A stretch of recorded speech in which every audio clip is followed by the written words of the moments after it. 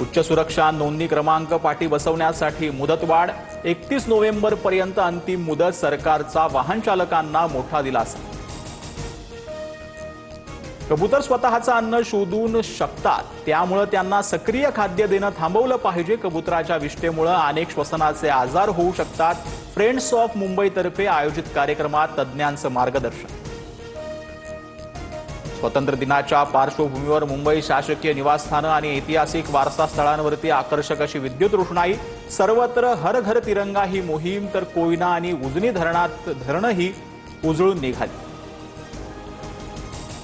बांगलादेशनं कांदा आयात बंदी हटवली। 13 डिसेंबर 2025 पर्यंत कांदा भारतामधून बांगलादेशात पाठवण्यास परवानगी। बाजारभावात 100 ते 300 रुपये प्रति क्विंटल पर्यंत कांद्याचे दर वाढण्याची शक्यता।